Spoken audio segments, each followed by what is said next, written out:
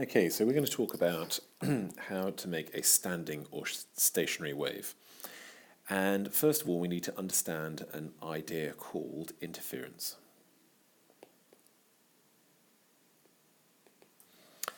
What interference talks about, how it describes itself is, if you're looking at two waves, then these waves can pass through each other happily. It's a terrible wave, but let's do so. So they can pass through each other.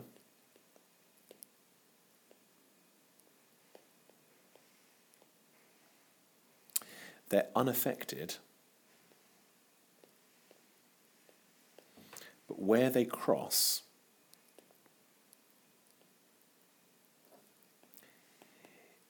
interference occurs. In other words, if these two waves were to move closer to each other into a position whereby they were looking more like that, this point here, they would interfere constructively because they're both in the same direction, and therefore you'd get a large resultant. And if they were to overlap even more, let's imagine they move to a position like this where they were overlapping, then so our interference would be even more constructive. Now that's a pretty poor diagram that I've got. So here is simply a video to explain the idea. I'll try and zoom it up as large as I can, and we'll take a look at it. Let's set out first what's happening. Here's a wave machine, which the waves are moving up and down. The vibration is up and down, and the wave is moving from left to right and right to left. This is a transverse wave that's been set up. And here is a nice simple graph which I was trying to produce, but this is done much cleaner. It's from a great website called Physics Clips. I do check it out online. So very simply, we're going to look at what happens when we set this off. Here we go. One wave moving left to right, the other moving right to left, and where they cross, we get an addition of their amplitudes. And if they're inverted, we'd get a cancelling of their amplitudes. So very simply, this is what's known as interference. It happens with light, it happens with all waves. And it's easiest to observe with transverse waves. But that's not to say it doesn't happen with longitudinal. It happens with longitudinal as well. So I suppose what we're looking for then is we're looking at how now a standing wave might form. Now a standing wave compared to the previous wave is just dealing with a continuous wave that goes through each other. So you have a continuously produced wave that continually flows past each other. So you need two conditions. You need, first of all, the waves are of a similar, let's say identical wavelength, which infers the frequency, of course, for the same speed, and they're continually travelling through each other.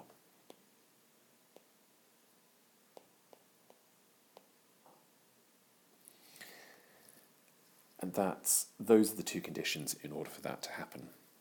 So, once again, rather than me draw things very badly, let me show you how that would look. And I'll just I'll leave these two conditions visible as well below. Let me describe what's going on here first. Okay, we have a green wave, and the green wave is moving one way, left to right, and the blue is moving right to left. They're moving in opposite directions, and the red is the resultant waveform that comes about. So waves are a similar wavelength, yes, and that's achieved by reflection. on one side, or the other side, or even both sides of it. It's like a guitar string going back and forth. But reflections achieve this condition, and they're continually travelling through each other. Well, yes, a reflection will enable that, so long as this is not decreasing. Let me show you the product of it first, then we'll talk a bit more about what's going on. Okay, here is the waveform. So, you can see the green moving left to right and the blue moving right to left. The red is the resultant. You can see this very dynamic position of the red going from a very negative point, where my arrow is, to a very positive point, and also through a zero. So there'll be a point where the whole wave has cancelled. The other points where they're incredibly tall or incredibly low, for want of a better word. This, in effect, the red, is a standing or stationary wave.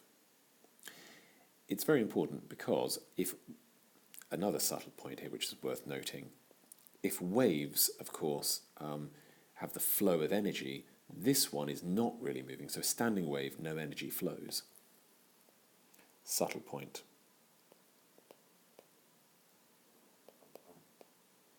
No energy flowing.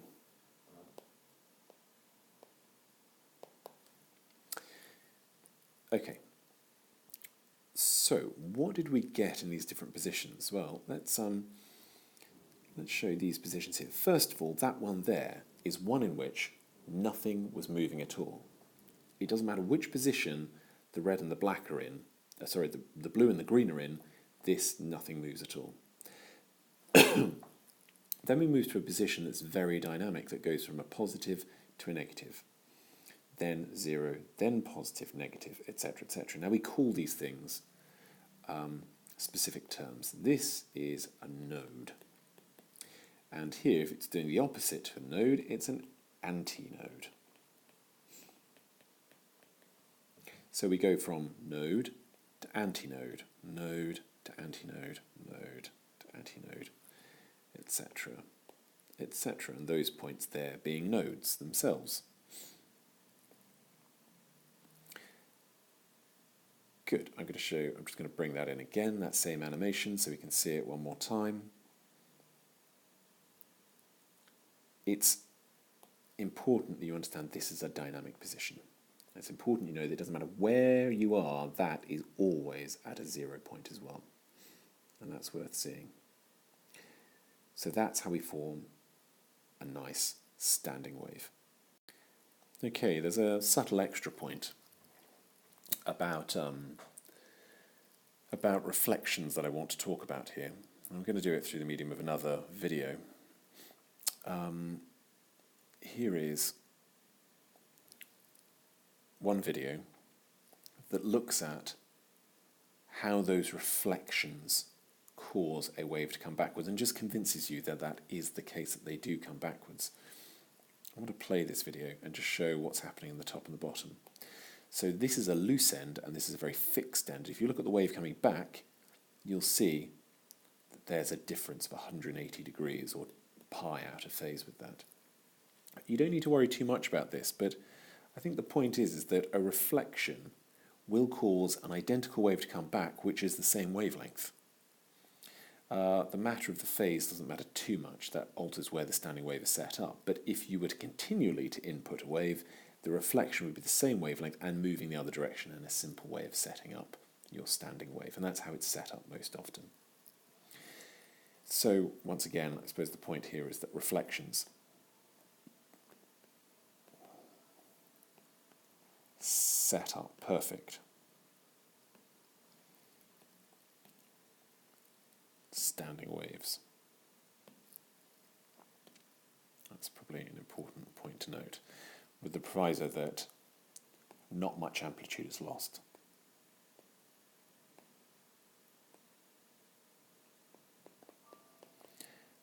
It's another important point, because if what was coming back had a much reduced amplitude, then you wouldn't get a perfect cancelling out on the way on the in. Okay, the next point, another subtle point I wanted to explain, was this idea of, if there's a chain, we've got a rope here that's set up of thin rope, and then at the other end, which is this picture, it's much thicker rope. So we have higher, that means mass per unit length U, and low mass period length. Where there's a change in density, you will always get a reflection, and that is essential for when we're dealing with musical instruments. Once again, let's play this and see that happening. Good, you can see the reflected one comes back much faster here, very fast, but there is a reflection at that point, just for having a change in density. Similarly here, it's much heavier, it's taking longer to get there, but you get a reflection that takes place. Excellently shown. So, the point here is that changes in density result in reflections. And that's important when we come to musical instruments and longitudinal waves. Okay, so let's have a look at how musical instruments and standing waves come about. We first of all need to look at, there are different shapes, so musical instruments.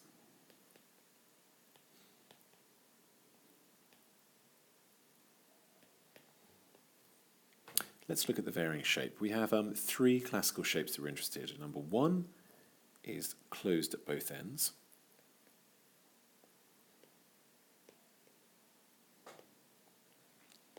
Or if you can imagine, you sort of have a guitar string that's held at both ends. Another one, which in actual fact, let me just increase that a little bit in size. No, it's not having any of it. Right, another one is open at one end, so something like an organ, and another is open at both ends. And we need to be able to consider each of these situations. Okay, closed at both ends. If they're closed at both ends, then that implies that these points here are going to be nodes. So we'll just put that as an N and an N. Now it's important to mention here that of course I'm going to draw them transverse.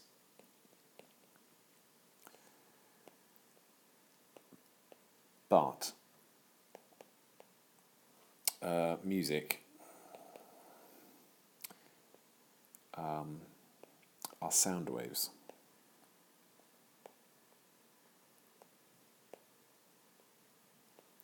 That are longitudinal. Okay, so bear that in mind when I talk about all of these. Okay, now if it's open at one end, it must be an antinode that's present there. And similarly, an antinode and an antinode. And this one must be a node. So essentially, what we're looking for are shapes which fit into that and resonate, we described them. In other words, shapes which have nodes at both ends. There is the shape that will have a node at both ends. If it's not of that wavelength, of course, not of this wavelength, then you won't catch each time you go past itself. And so therefore you're not going to hit a resonance, you're not going to hit this fundamental frequency. So I'm going to show you the fundamental frequencies. That's what we're looking at here. The frequencies that start a resonance. If I'm open at one end node, the simplest shape I can reach is something like that. And an antinode at both ends, the simplest shape I can achieve is that. So these are all my fundamental frequencies. This can be measured, of course, because these, let's imagine they're all a column, there's a length, L. And I know that this is producing, I've got half a wavelength in there, and this is half a wavelength. So I know that this is going to be half a wavelength. Similarly, this is a wavelength divided by 4, and this is half a wavelength. So if I needed to measure it, I could say, okay, I've measured L, I know that's lambda over 2, so therefore lambda in this instance will be 2L. Lambda in this instance will be 4L. Lambda in this instance would be 2L, etc., etc. So first of all, make sure I'm happy what's happening at open and closed ends. Good. Okay, that's not going to be the only shape possible. We are going to be able to achieve this one as well. This is my next frequency, which is available to me. So that's going to look like that. This is going to look like that. And again, if it's not getting too complicated, then hopefully you're able to see the second frequencies, and I'll write this in blue. This is lambda. That's a 3/4 of lambda, and this one is lambda. So now my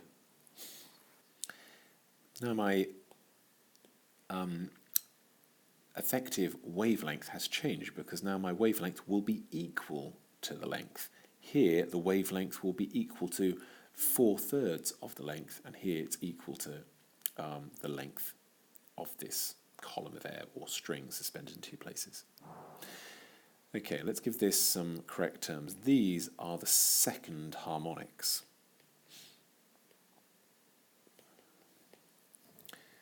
These are the fundamental harmonics, fundamental frequencies.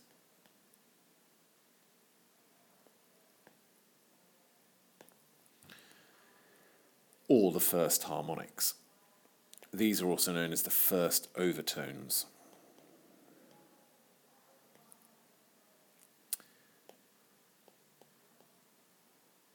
Or the first harmonics.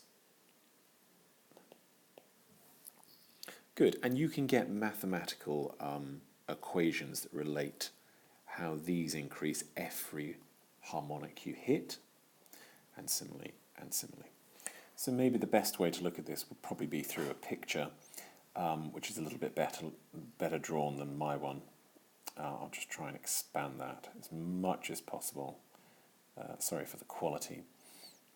And you can see the open at both ends, just like a didgeridoo, I suppose.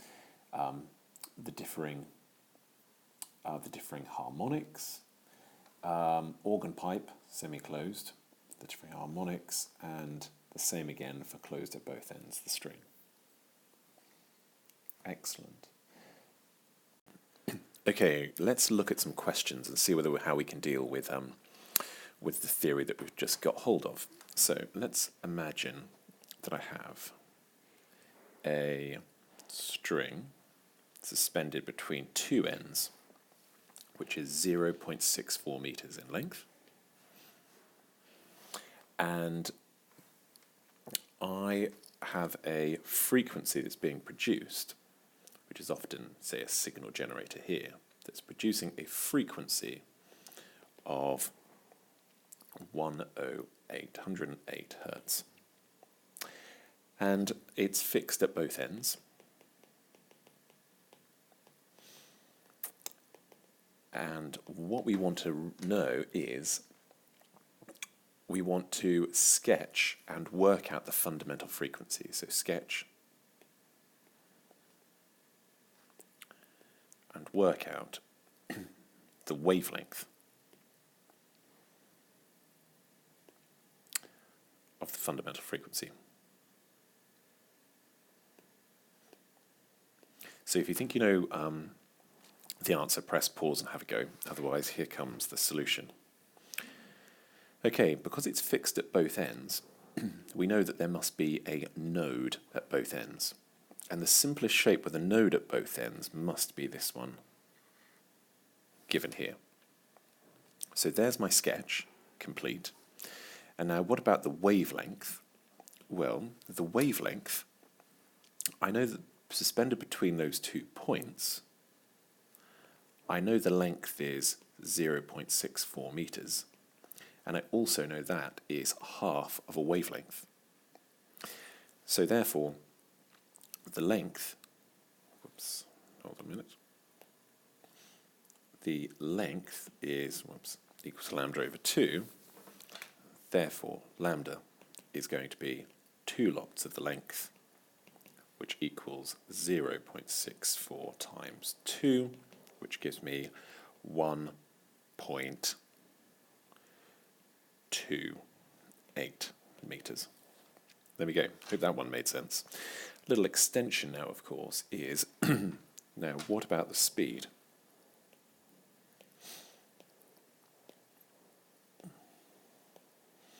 And we're going to, well, if you think you know, hit pause, otherwise here comes the answer. You're going to draw back from your knowledge previously, probably at GCSE, and know that the velocity is the frequency times the wavelength. The wavelength of the frequency is 108, times that by 1.28, that will equal 138 meters per second. Now they're likely to ask you a little finishing point of either how the next mode of vibration might look, or indeed they might ask you how to increase the tone or the pitch of between these two fixed points. So let's deal with that first. So how do you raise the fundamental frequency?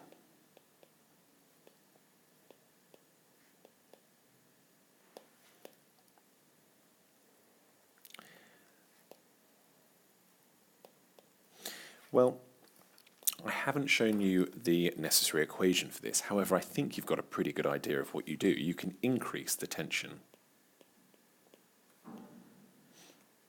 And that's what happens when you tighten up the strings of a guitar. Or indeed, so this is to raise, you increase the tension, or you could decrease the mass per unit length. Decrease that one. In other words, you use a thinner piece of wire, which you've probably seen on guitars. The higher the notes, the thinner the piece of wire. The equation, which I will show you, but is not required to be known, but I'll give it to you anyway, is that speed, C speed, well, let's give V speed, is the square root of tension divided by mass per unit length.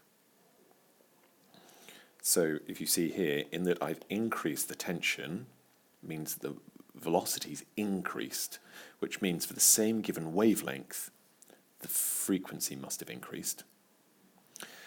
Or decreasing the mass per unit, if this is decreased, then that would increase for the same reason. Okay, our next type of question. We're going to look at semi-closed pipes, because they're going to have a different wavelength there. And in this situation, I've got a wavelength, a length of 1.6 meters to this closed pipe, and I want to work out what the fundamental frequency will be, the wavelength of the fundamental frequency. It's the wavelength.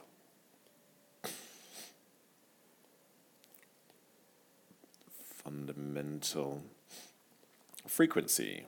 So if you think you know, hit pause. Otherwise, here comes the answer. Simply, I know that I need a node there and an antinode here. So therefore, this is the simplest shape I can fit into that gap. That, in effect, gives me a quarter of a wavelength. So if I know that quarter of a wavelength equals 1.6 meters, then the wavelength of the fundamental is going to be 4 lots of 1.6, giving me 6.4 meters. Okay, what is the frequency of this wave? That's quite interesting. What is the frequency? As a second part of the question. Okay, if you think you know, hit pause.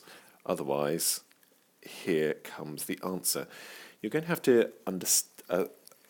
have to call upon another bit of knowledge, which was the speed of sound, because this is obviously an organ pipe. The speed of sound is 330 meters per second. Frequency is going to be wave speed divided by wavelength, which is going to be 330 divided by 6.4, and that gives us about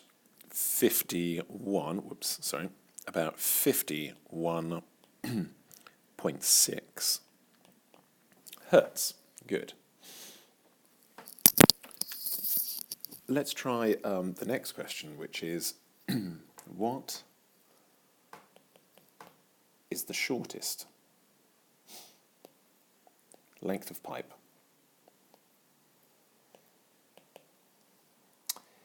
that will resonate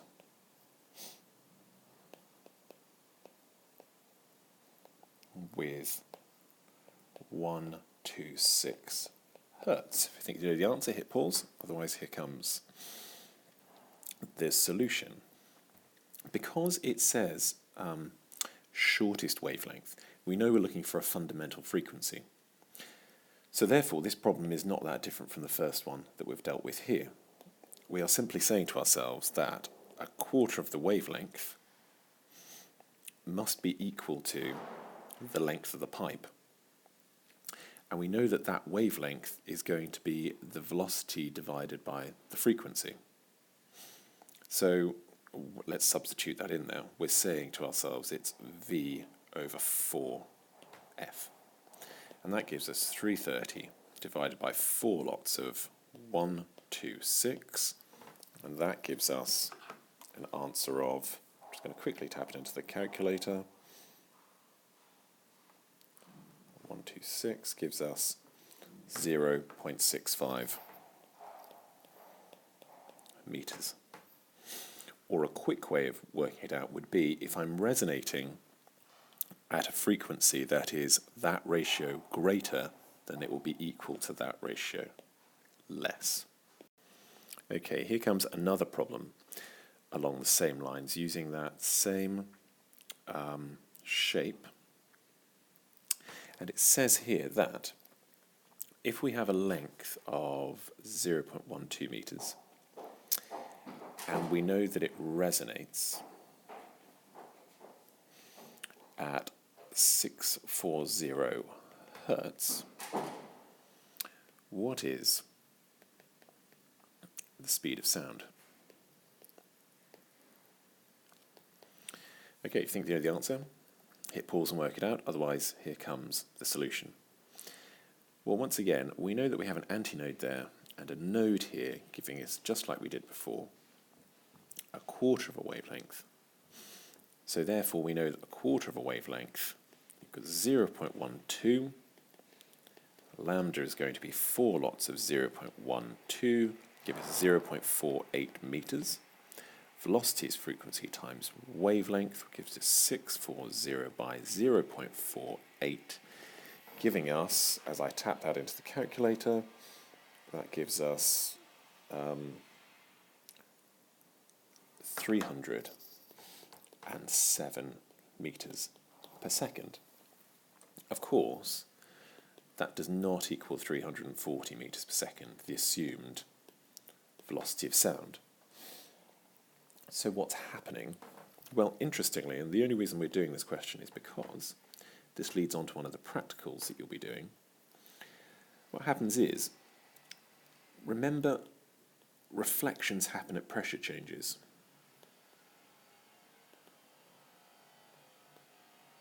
I'll write that in.